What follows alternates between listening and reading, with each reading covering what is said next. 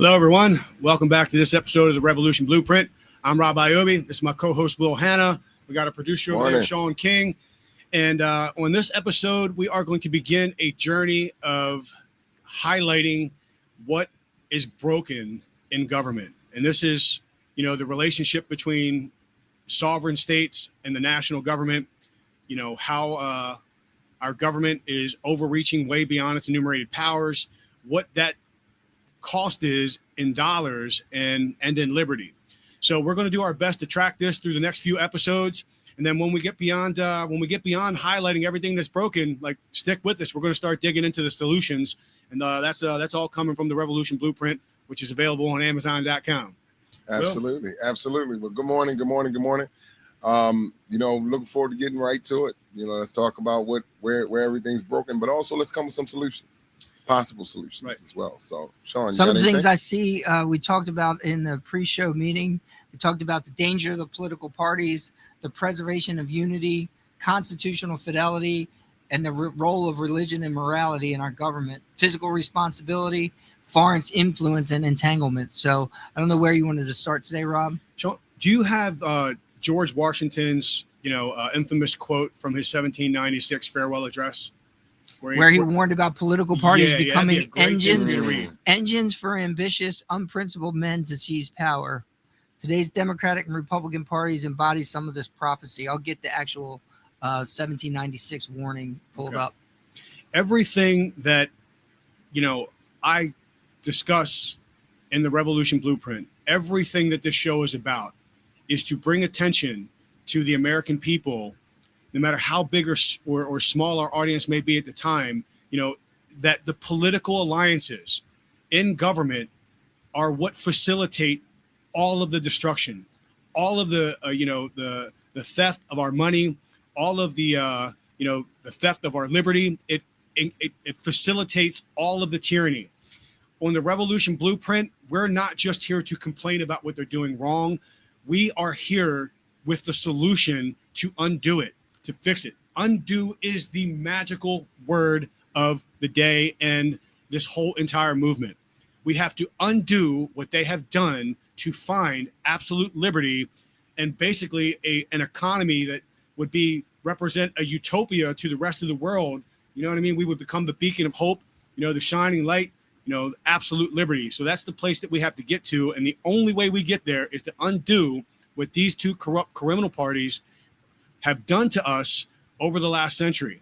And they've done it on behalf of the central banks, the Vanguards, the Rothschilds, the BlackRocks, who own, stake in our defense contractors. They own, our pharmaceutical companies, and they own the banks that own APAC, the banks that fund, or control our Federal Reserve.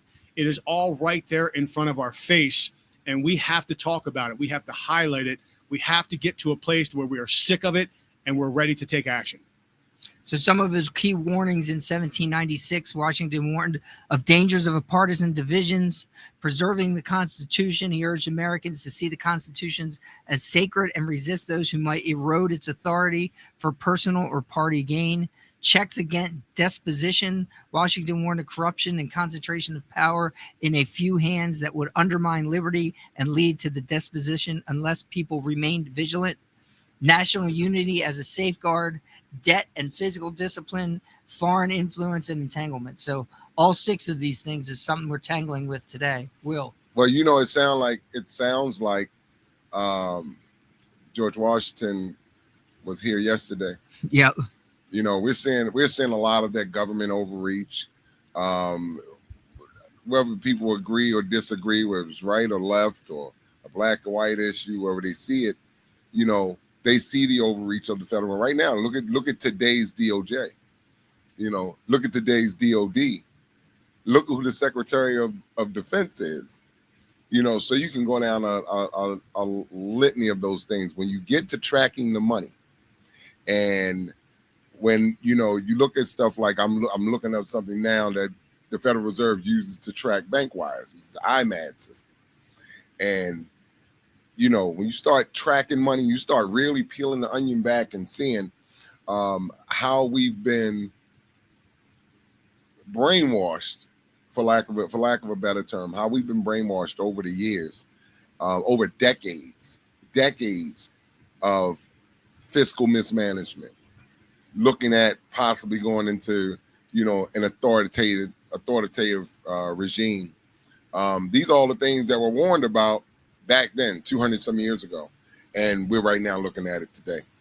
Right. I highlighted some things that we all hear, how the national government is supposed to be limited. There's limits that are placed on the national government. And those limits, the Article 1 is what establishes the powers to government, and it establishes those powers to the Congress. And it mostly is comprised of like lawmaking power, the power to raise, armies and what have you. But so I did a little bit of research, and I wanted to find out, of the $7 trillion that we're spending annually, how much of that is actually allocated towards actual enumerated powers to government. This is going to make your head spin. It's going to make it pop.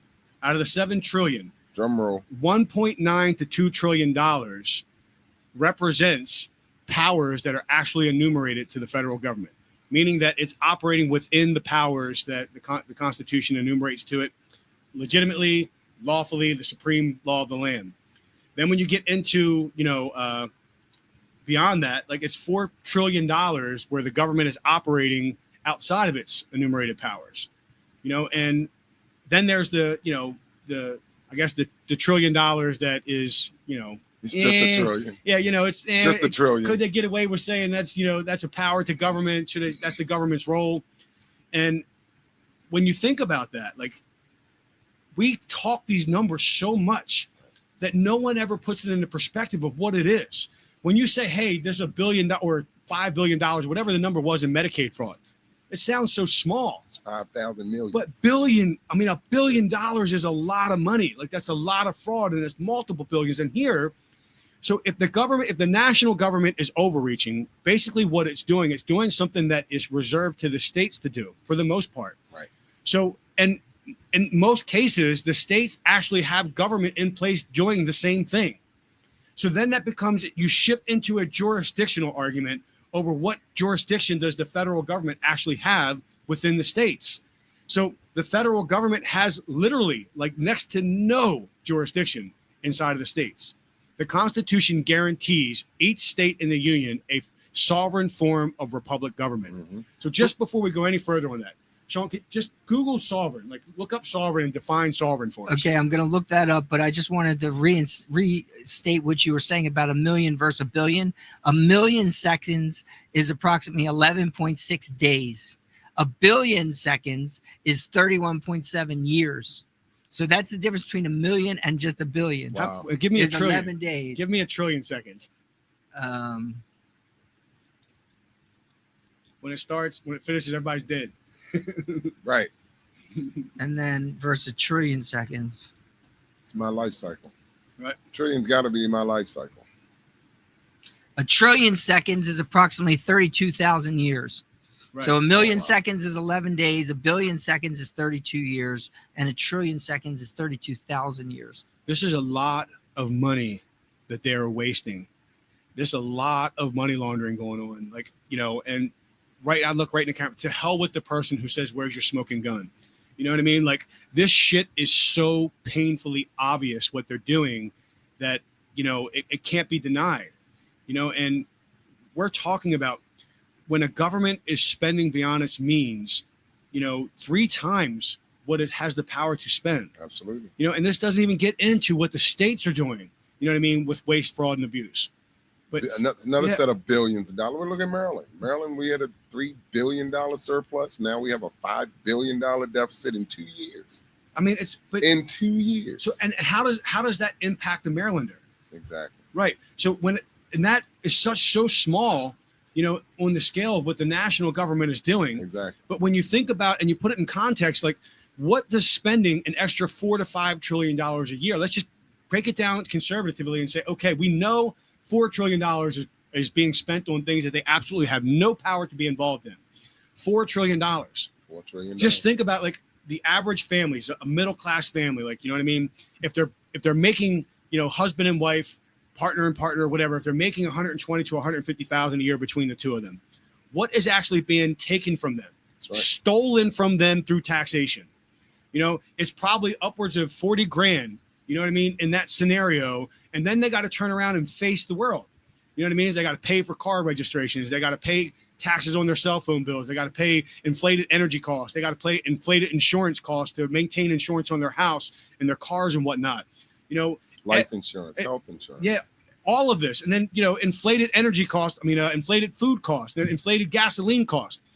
In Maryland, I think it's upwards of $1 a gallon is being, you know, taken in state and federal excise tax. Excise tax. You know, so that's literally like 1/3 of what gas is costing right now. The government's taking it. So all of these things, and then you look at like how they are, you know, abusing the power that they abdicated to the Federal Reserve to just wipe out the value of our dollar. You know what I mean? They put so much money into supply, and everything inflates from it. Right. So just, you know, I've said this a bunch of times, like the average cost of a house in a decent neighborhood is unaffordable to a working class family. And they continue to build unaffordable houses in Right. working class communities. They're doing it right now. You know, you see it all over cities like Baltimore, like Detroit, Right. like Philadelphia. You see it, and they call it, you know, in community they call it gentrification, and they call it a new form of tax. It's a new form of tax. It's a new form of generating revenue, but you're taking it from the citizens that live there. You're taking that away. You're increasing their property taxes. You're doing all those things. You're doing all those things, and it hurts the average citizen in this country. One thing I would like to know definitively, if we can look it up, how much revenue that the federal government collects in taxes. Got it right here. Let's see. And we know that everybody in the country doesn't participate in that process. Right. We know everybody doesn't pay taxes. States and their residents are sending $4.6 to $4.7 trillion to the federal government via taxation, and that was from 2023. 2024, it says 4.9 trillion in revenue. Yeah, so 4.9 trillion is what they're taking through Insane. taxation of citizens and businesses and whatnot from the states. Everything flows from the states up, right? So, and then in turn, the federal government returns through grants, transfers, and aid $1 trillion plus back to states. You know what I mean? And that's we've talked about this. Here we go. We get into it. That's what monopolizes. You know Right. what I mean? The states surrendering to the federal government. Anytime that you say, if you don't do this, we'll cut your funding, something's ass backwards. The states are to fund the federal government. They are guaranteed sovereign government, a sovereign republic form of government. The Constitution does not provide jurisdiction to the federal government in any capacity except for jurisdiction over post offices, military bases, and courthouses. That's the only jurisdiction that the national government is enumerated within states. But the states abdicate their responsibility to their sovereignty because they are politically aligned with the same two damn political parties that are controlling all of government on the national level. Ocean to ocean, every single political office has been hijacked by two corrupt political parties that are private entities. And they are facilitating. It's not that these two political parties are stealing from us. They're enriching themselves through facilitating our country being robbed in every imaginable way by the central bankers. That's who's robbing us. I don't believe that Israel controls our government like a lot of people do. Right. I believe that the central banks control our government and they use our resources to expand Israel. Now, what if the states, well, let's say they did a role reversal and the state said, well, we're not going to continue to fund the federal government. We're just going to keep our revenue. If that 1.9 or that $4.9 trillion was kept by the states and didn't go to fund the federal government, instead of the federal government saying, well, if you don't do this, we're not going to fund your projects or we're not going to release these funds. But what if it was the other way around? And the state said, you know, we're just going to keep our revenue. And then now let's see how you function. The endowment of sovereign power starts with the people. And then it goes to the states, and then it's the national government. That's your hierarchy. Right. God, people, states, national government. So the governors of the states, if a governor, like they have all the powers of a state, the executive powers of the state, are vested in the chief executive officer of the state governors, just like the president. The president has all the powers of the executive government vested in him or her. Same thing with the states. So a state governor actually has absolute authority to push back on the national government. Absolutely. It can literally, if a state governor had the balls and the intellectual fortitude, they could declare a state of emergency and sign a cease and desist order, or send a cease and desist order to the national government that they will not tax a single citizen in any capacity. They will not excise tax our gasoline. They will not excise tax our cigarettes until the national government comes into compliance with the tax and spend clause of the Constitution. The state governors can also declare that the federal government has absolutely no jurisdiction in the state over any crime. The entire federal criminal statute is overreach. They do not have constitutional power to enforce and prosecute crime. It's clearly defined as a state power. The Constitution gives the state jurisdiction over crimes, and every person who's indicted for a crime must be tried by jury, not have a right to a jury. It says that to be convicted, it has to be by a jury trial.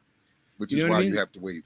Right. So, I mean, in all these cases, it's just abuse over and over and over again. It's multiple layers of abuse that's compounding on the fact. And we've gotten to a place where there is no other remedy but to follow the founding fathers' instructions.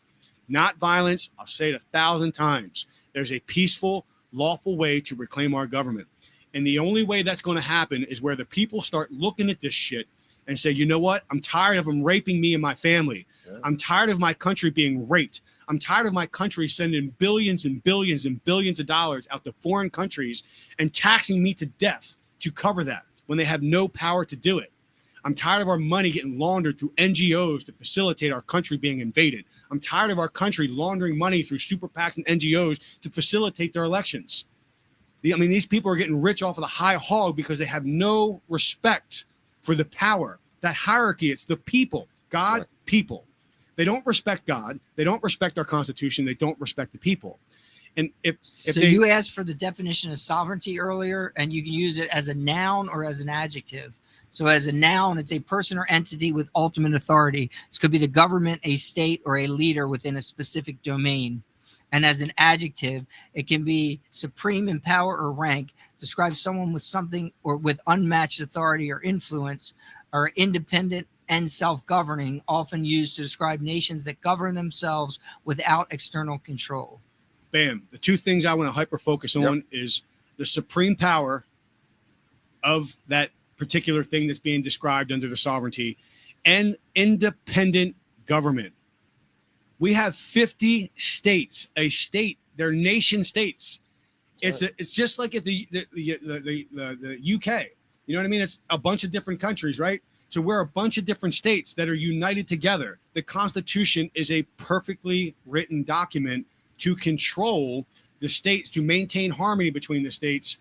You know, the one thing that stands out the most in that is the Commerce Clause that's also abused, and it's judicial abuse that causes it.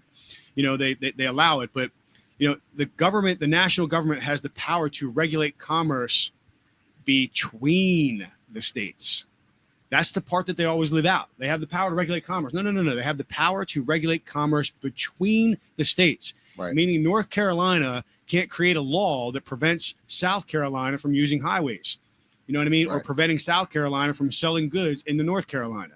The national government has to be the interceder in that particular. Is interceder a word? You know, it is today. It is today. It has. I'm not right all the time, but I'm mostly right all the time. Not always right, but I'm mostly right all the time. But anyway, so, you know, in regards to that, we have to have our wake up call. We have to. You know, why do you think? And I guess why do we think that more people either don't know or are ignorant to this information? The same information that we're putting out, a lot of it is, you know, they can Google it. Then people have their cell phones in their hands all day, but they don't look up the right stuff. They don't know what should be important to them. Like a lot of the stuff that's in the book, right, in the Revolution Blueprint. A lot of things that's in the book. A lot of the things that are revealed You know, even the things that we talk about on this show are things that are new to the average citizen, and not even just the average person in a particular, the average citizen of the United States. These things are foreign to them. Mm-hmm. And they just, you know, I always say people don't know what they don't know, you know, but now we have an opportunity, and I would almost say we almost have an obligation. Obligation is a much better word. As an obligation, because the other word makes it seem like you got a choice. Can I intercede? Like those of us who do know, who do follow this, That's who right. do understand it. It's not a knock on those who don't. You know what I mean? That's Your right. First Amendment gives you the right to not have to participate in this, right? But when we go back to, you know, when we liberated ourselves from Britain, 3%, the Sons of Liberty, 3% is what organized that movement to liberate ourselves from Britain's rule. Mm-hmm. Right now, I mean, we have a 50 million people in this country. You know, it takes 1 million patriots, 1 million of us, to unite in a coalition across all 50 states, to have a geographical footprint in all 50 states. 1 million of us united in this cause. That pretty much changes the tide. That takes a government that doesn't fear the people, which is why it has no respect for us, and it gives them something to fear. They know that the people have the absolute power over government, but when we're divided and splintered in, you know, 1,000 different, you know, fractions and fighting each other over all kinds of different stuff, intentionally, they give us, here's your thing to fight about today, and everybody fights over it. But that's not reality, though. If you pay attention to social media and media, you think that the whole country is divided. There are millions of people that walk, talk, and think like me. Right. There are millions of us. There's right. There's at least 1 million veterans that are sick of this shit. What is necessary is a plan. Build the plan. Build the coalition. Structure it, and they will come. And once they do, our country is so easy to save. Yeah. You literally just have to unite and follow the Constitution and undo all of the overreach. Right. The most critical things. It is that easy to abolish the IRS. Well, I think there's a lot of people just that are sitting on the sidelines and don't know where to go. Right. That's what the blueprint's for, man. This is the blueprint, right? Right. And so I think they don't know where to go, and in some cases don't know what to say. Mm-hmm.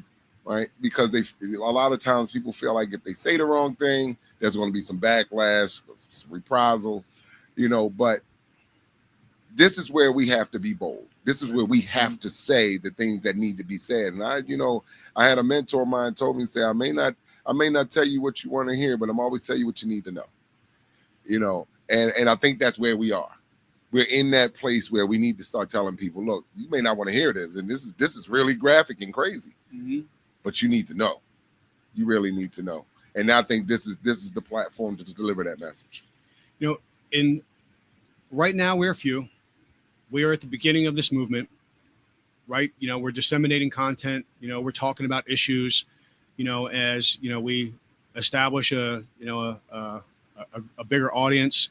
You know, we'll be getting into the book. The book is littered with solutions, but on the backside of this, behind the scenes, I'm working to build that coalition. Mm-hmm. You know, and I'm structuring, you know, the technology infrastructure for it now. Working on that. I have people in multiple states that are ready. You know what I mean, to assume leadership positions. It's a build it and they will come type of scenario, but that is the most critical part of it. Soon you will start hearing the dialogue shift. Everything that we do will be a call to action. You know, if something resonates with you, it'll be a call to action to come into our movement and stand and be counted. Not to be violent, but to be counted. When you walk tall with a big stick, you know what I mean? Things happen. But the other on the other side of that is that when people realize, and people, you know, when I always tell people that things that we say are Googleable, right? Everything we say is Googleable. That's a word. Is that a word? It is now. It is now. Googleable. Right. So everything I say, that everything we say is Googleable. You can pull it up. You can look it up, and you can say, you know what? Rob full of shit.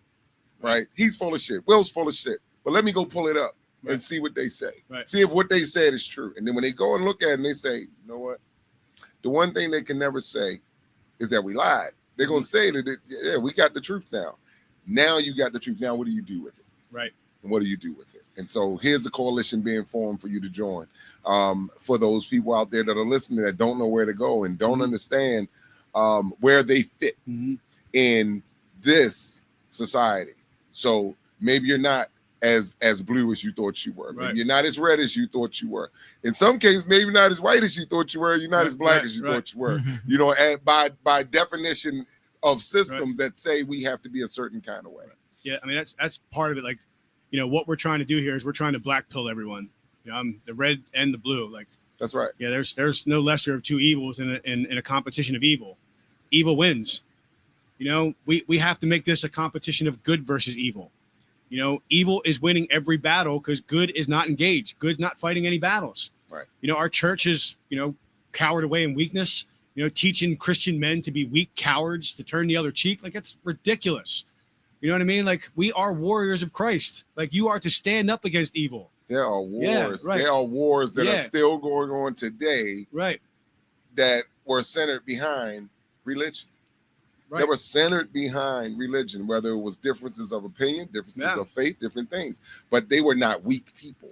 Right. They are not weak people, even to this day. They are not weak people. What we have done here in the United States is we have turned the church into a political football.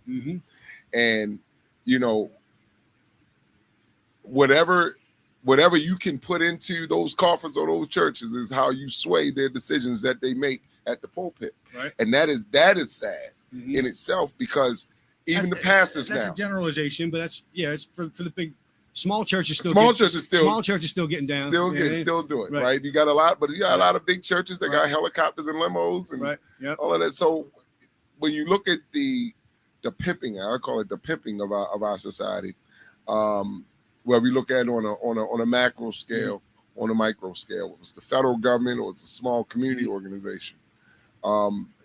We see this over and over and over again, the same mismanagement, misappropriation, lack of accountability, lack of due diligence. We see that all day, every day. We hear our so-called leaders talk about the dysfunction, the disconnect, and the disrespect every single day as they're talking, and people are not listening to the words they're saying. They're just watching them as they say it, but they're not really breaking down what they're saying and say, you know what? Well, why is he saying that? Why is this important to him? Why is he standing up on this issue and didn't stand up for the ones that were important to me? Right. And they're not even really standing up on the issues. They're just talking. It's controlled opposition. You know, we could take any issue, like, you know, when we get to a point where we're taking call-ins, you know what I mean? We can take any issue and we can rip it apart. Like, if you think the Democrats are standing for you on an issue, rip it apart. Right. If you think the Republicans are standing for you on an issue, rip it apart. I mean, that's easy stuff here. You know what I mean? That's like a mathematician going, hey, you know, do this, you know, 2 + 2 and give me an answer. Like, that's easy stuff to point out and expose. But, you know, all in all, you know, it still comes back to the thing. Right now, we need to organize as people. You know what I mean? We need to take our country back. And I know that sounds so cliche, right? But what is the alternative? Like, it's done nothing but progressively gotten worse over the past few decades. Like, this, I saw this quote, and like it needs to be on a t-shirt and every bumper sticker out there. A free people can never comply their way out of tyranny. You can't. It's impossible. The tyranny exists because you're weak. The tyranny exists because you allow them, you know what I mean, to exercise it over you. A republic government is a government where the people, you know what I mean, give the power, you know what I mean, to the government. You know what I mean? And they have the power to give and they have the power to take it away. That's the sole purpose. We're not a democracy. Right. I mean, we are not a democracy in our Constitution, but we are functioning as a full-blown democracy right now. Right. Right. Which doesn't benefit the people. If people understood what that if they understood what a democracy is, right? If they really knew what a democracy is, it's a majority rule. Right. That's not what we were set up to be. No, That is not what we were set up to be. And I mean, as a country, you know, and so, but people don't know that. They think that being a democracy is the greatest thing in the world because everybody in the world wants to aspire to be a democracy, right? You won't find democracy in our founding documents anywhere whatsoever. That's right. We are a constitutional republic, and a democracy is a mob rule. It's a majority rule, and they created a system of government, a two-party system, We liberated ourselves from a parliamentary system. A two-party system is nothing but fight back and forth. Every single legislature, from the lowest political office at the state and local level to the Congress and the Senate, is expected to be independent in the very nature. You know what I mean? You send a representative to the House and you expect that representative to consider all legislative affairs based on the constituency of the entire state, not the district. Not the district. The entire state. We're going to get into that. Like, right. You know what I mean? Like, they're violating the Constitution with this single district voting, where the Constitution actually says that the people of the states will choose their representatives, not the people of the districts will choose their representative. For the people of the states will choose their representatives. Like, I mean, there's 3 different Supreme Court decisions that even affirm that, but they still continue to do it. You know what I mean? Because no one is pushing back to stop them. No one is actually making the court compel them, which the court technically couldn't compel them. But I don't know. Either way, I mean, it's just one like micro example of the macro overreach that is crushing families. You know, I mean, we could take every single painful issue in this country and tie it back to the failures of these 2 corrupt parties, the political alliances that they've been enjoying for themselves, and how that impacts government and policy. But when the light switch came on for me, when I went to the market and a dozen of eggs was $12. People, it sounded like it was a long time ago. That was just this year. That was earlier this year that a dozen of eggs was $12, and I had to think to myself, why? Right. Why is that? People didn't ask the question, why is this dozen of eggs $12 now? Right. Why is this meat, $20 more than it was 6 months ago? And what is and I guess we can break this down a little bit, right? Mm-hmm. What does that financial equation look like to where we're sending this money here? This is how much money you're taxing us. And this is now the cost that I pay for everything.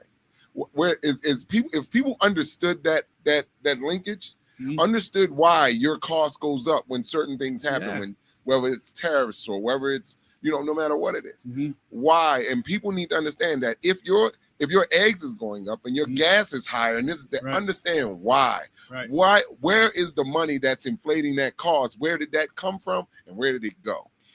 I mean, I think some of the bigger responsibility in that, or what's bigger, greater fault, is the devalue of the dollar. They're literally pumping $2 trillion in deficit spending, out like every single year, like it's nothing. They don't, like, the Congress has the enumerated power to coin money and regulate its value. They abdicated that responsibility when they created the Federal Reserve. That's a quasi-private bank. Yep. You know what I mean? That's owned by, the elite banks around the world, right? So they control it. And I know they're not supposed to. Like, you might not have something on paper that says, hey, these banks control it, but they're controlling the monetary policy. When we had the housing bubble bust, we had 100+ banks that had, I think $1 billion more in assets, but Dodd-Frank legislation conveniently came in behind that. And it changed the holding requirements of the banks, implying that requiring that if they had a mortgage that went distressed during that crazy time, the bank had to increase their holdings dollar for dollar for the amount of mortgages that were in distress that were facilitated to them. Now, the banks would take money that would be set aside at a portfolio on Wall Street. It would come down through the bank and they would lend it out. And then once they lend it out, they'd bring it back in. After underwriting it, would go back up and it would get a secondary underwriting at Wall Street and be converted back into a mortgage-backed security. So the bank was never really providing their funds to begin with, but now they have to hold the funds. And what happens if they didn't hold the funds? They would be required to restructure to get the money. So let's just say if a bank had $10 million that went, into the negative on mortgage assets, if they $10 million of distressed mortgages, debt. Right? So now they had to hold that $10 million. So they have to restructure to get that $10 million in holdings. 2 months later, 15 million goes, in negative. So now they have to restructure again. And it got to a place to where these banks couldn't restructure. So the ultimate hammer was the federal government would give them a cease and desist and then organize a buyout from a larger bank. Conveniently, 100 and some banks got wiped out of existence. And the 26 banks that bought them all are the banks in that central bank, that cartel, the downline of the global banks, owned by the Vanguards, the BlackRocks, and the Rothschilds. The same entities that are sitting owning the majority share in the defense contractors, the same ones that are owning, the majority share in these in big pharma. You know what I mean? And they're the three things that are sucking us dry. So then you have, they create the $2 trillion in annual in deficit spending, and it's only those 26 qualified banks that are allowed to acquire the treasury bonds that are created for the deficit spending. And then if you look at the rule on it, it says that there's supposed to be an open bidding process where, people can come in and buy those treasury bonds from the banks, but that's not what happens. Right. This is a future episode that we're going to dive into this, more detailed, and hopefully get an expert to come on with us and, poke some holes in my research, and maybe we'll get to where we all understand it best. But the Federal Reserve actually comes in and buys it immediately behind that. So now the Federal Reserve is holding the $2 trillion. So if you try to look up and find out how much the Federal Reserve is actually holding, you might find like $7 to $10 trillion.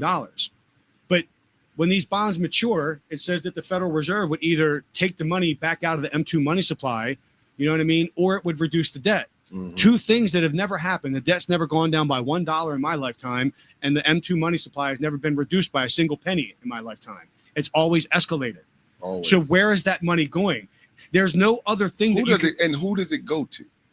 It is my contention right now. I need more research, and I need some experts to come back into it. But right now, what it's looking like to me is that the Federal Reserve is holding all of that revenue, all of those treasury bonds. So here it gets bigger. So they say there's definitely treasury bonds that are like out in Wall Street, out in different funds and things of that nature. But right now we've amassed over $30 trillion in treasury bonds. China and Japan own less than $2 trillion, right about $2 trillion combined of our debt, and they've owned that same $2 trillion for over 25 years. We're not borrowing money from China like the politicians come out in front of the camera and say. Our Federal Reserve is printing money. They're not even printing it.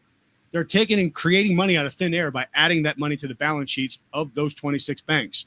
Then those 26 banks used to use fractional reserve banking, and they'd be able to gross it up times 10 and then lend it out to the American people for exorbitant interest rates. And if you don't pay for the shit you borrowed, they'll come take it from you. That's right. They have enslaved us to this particular, financial monopoly. The old rule of 72. The rate that banks make money. So they take our money, but they pay us 3% on it, and then they charge us for a credit card, for example, at 21%, right? And so to take the difference of that is 18%, and then 18, whatever number that is, to get to 72, it's 4. So it takes 4 years for that money to double, right? And that's where people are. That's why you have a 4-year card note. That's why you have 4 or 5 year card note. That's why you have that. That's why you have a 30-year mortgage, because it's all the interest rates. But it's all fake money. It's all fake money. But the central banks are the ones that are like reaping all of the reward from this. The two political parties are facilitating it. Right. They are the middlemen. And again, what my research has shown me at this point, there's $30 trillion that has been over $30 trillion in the last 20 years that's been created from deficit spending. So following that process, money goes since the 2008 bubble, they got down to those 28 banks conveniently. It makes you look back at that whole thing and question, was that intentional? Because the outcome has facilitated an environment where they're maximizing their profits or the money that they're stealing from us. So if the Federal Reserve is reporting that it's holding up to $7 trillion, what if they're holding the entire stock market isn't even $30 trillion big, right? Sean, Right. Can you look up and see what the size of the stock market is? So what if they're holding $20 trillion in those treasury bonds? Then you got to look on the other side of it, and you got to look at the budget. We're exhausting $1.4 trillion in interest on the debt of those treasury bonds. Right. So how can we be paying any interest back to our federal, even $1 of interest back to the treasury bonds being held by our Federal Reserve? But if they're not reporting where those, like, there's no report that you can get, at least that I've been able to find. Someone might have better researching, capabilities than I have. And I'm trying to dig into it. I wanted to save this for a future show, and we're going to get into that. But if they're holding $20 trillion and we're paying them upwards of $1 trillion a year in interest, and that's going, I mean, it's basically going to the Federal Reserve and going back to those quasi-private banks, the central banks. And then you look at it and you're like, look at the scam. Look at what they're doing to America. They're literally destroying us through this process. You know what I mean? Through devaluing our money, and everything else. But this is the big kahuna. And then you look at the other countries that didn't want to participate in the central bank. Iraq, Syria, Libya, you know what I mean? And we toppled those nations.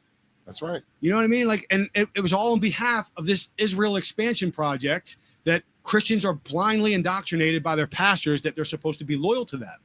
And I would never say that I'll never say a single thing negative against a Jewish person, ever. The Jewish people in Israel aren't the problem. The Jewish people, dwelling here in America with us aren't the problem. It's the government of Israel that is committing the acts of evil, just like the government of America is committing the acts of evil. But there is the U.S. public company market cap is estimated to be about $62.8 trillion. So the size of the U.S. stock market is about $62.8 trillion. You saved me. I was going off on an Israel tangent that I didn't need to be. Thanks, Sean. I did that. That's my job. Not yet. You can never talk too much and be on a podcast. That can't be one of your faults when you're on a podcast. You know what I mean? But you do need a producer that tells you to shut up. Let's move on. But having said that, like there is clearly, if they're holding 7 trillion or 10 trillion, we don't know. Right.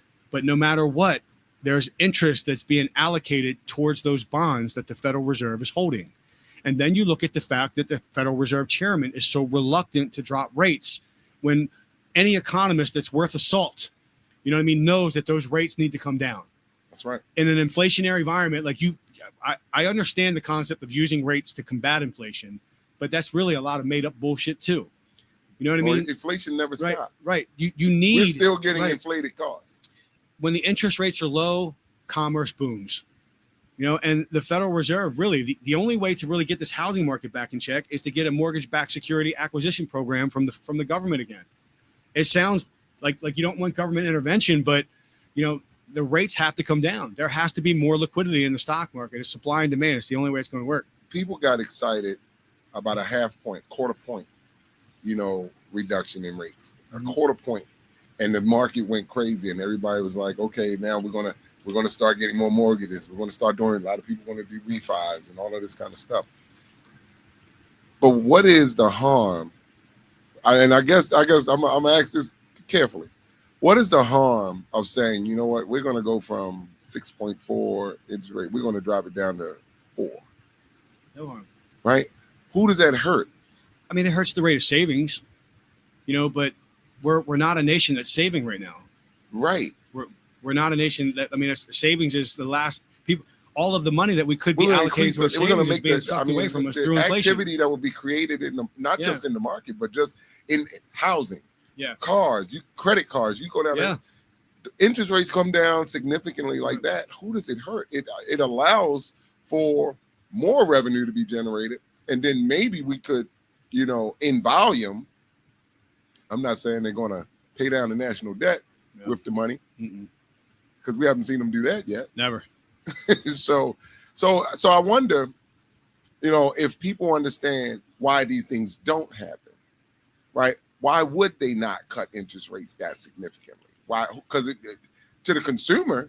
That's a simple explanation on that. Well, just like we were talking, like the banks are all owned by the higher interest rates is higher profits for them. Exactly. You know what I mean? And it's, again, we are at their mercy because we are just blatantly allowing it. Until we understand that no one has our interest. And we must also understand that the only way that we get relief, that we get, our government to function the way that it's supposed to, is through the people. Right now there's a convention of the states movement, and it's got 19 states have openly passed, convention, right? And legislation to call convention. You need 34 states to achieve convention, and you need 38 states to vote and approve any amendments that are, produced in convention, right? And so on one hand, it's taken them 11 to 12 years to get to the 19 states. I write about that in the book. That is the ultimate solve. Mm-hmm. Once you take you unite and you have your power, you enforce the Oath Clause and you get all the really bad actors out of government. And once you do that, all the people that remain in government that might be, turds themselves, they'll start doing things based on the pressure that we're able to apply to them, right? Then you get into the local legislatures and you finish calling convention. But right now, let's just say tomorrow, the remaining states call convention. I would not trust them at all. Right. Because it's the same political parties that are governing these states. Once convention is called, they could pass an amendment that takes away our First Amendment, Fourth Amendment, Second Amendment. And what do? You're powerless. I guess, is that the part that people rise up? But, So I don't trust the political parties in any, not even 1%. So the people have to unite. We have to be behind that convention of states movement. There has to be 1 million plus of us that says this is the amendment that's going to convention. Right. And once we have that coalition to that size, we also come back to what you said. The sheriffs have the highest policing powers in the country. That's who we put the pressure on. We make our sheriffs become constitutional. And constitutional sheriffs throughout this land is the worst thing that these corrupt political people would fear, because they have the power to put them in handcuffs. They have the power to deputize 1,000 men to go put people in handcuffs for violating the Constitution and breaking laws. So, but do people understand that there's a reason that sheriffs are elected and police commissioners are appointed? Mm-hmm. People understand that sheriffs are elected, right? And there's a reason for that, and there's a reason that in a city like, let's keep it home. I'll keep it home. Baltimore, city like Baltimore, and the police commissioner, and we'll get to this in another show as we talk about how we roll this out to the sheriffs across the country, mm-hmm. and understanding how important their role is. The police department outnumbers the sheriff's department, but mm-hmm. the sheriff is the highest ranking mm-hmm. legal official in the state. Yeah, I mean, I wrote about this. So people don't understand it. They look at the Baltimore City. They look at Baltimore City Committee. And you get the same thing in D.C. Right. You can say that in most jurisdictions across the country. I wrote a piece on this in a book as well, that all policing should be through sheriff's departments. There should be no political influence over police. The many stand-down orders that we watch, policing is corrupted. I don't hold the men in blue accountable. Absolutely. You know what I mean? I mean, there are some rotten apples. There are some really, really rotten apples in policing throughout this country. But overall, the institutions, it's not that they're bad. You need police, and the majority of those people, they strap that uniform every day and they go out there and they put their life on the line, not knowing if they're making it home to their family that day. And I mean, that's admirable as military people. That's admirable. Absolutely. But our police need to be trained, man. They need to be retrained big time. They need remedial training. They need to have physical fitness standards that comply with, or that are consistent with military standards, infantry, Marines, whatever. And, they need to have, conflict de-escalation, training. They need to understand if you walked up to a police officer and gave them 4 or 5, constitutional questions, the majority of them would probably fail it. All 5. But they take an oath to uphold it. Like, your rights are supposed to be considered. I mean, not even just considered, they're mandated in that engagement between the police. Like pulling you out of your car and just searching your car without a warrant. That's crazy. The Constitution doesn't have asterisks, right? And there's been court decisions that have even affirmed that, you're safe in your property and your papers. But with all that said, the sheriffs being elected. The sheriff's departments are the construct of what policing should look like. The sheriff should have the highest arresting power in their jurisdiction.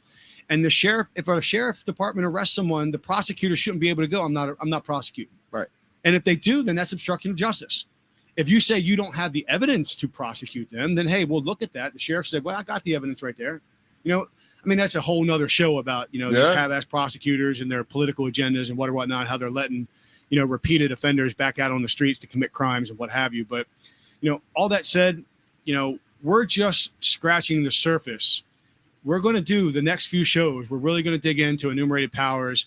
We're going to try to articulate to the best that we can the abuse of national government and what the state's role is and what the people's role is in defending against that. But, as usual, you mentioned that not a lot of people follow this. There are 2 very significant things that I wrote about in the book. I made what I believe, pat on the shoulder, the most solid, well-articulated case for abolishing the IRS and how to supplement the income to fund national government. It would fund all the waste, fraud, and abuse that we have right now. But, I don't believe in the waste, fraud, and abuse, but that's how much money that, the alternative, revenue generation system would produce.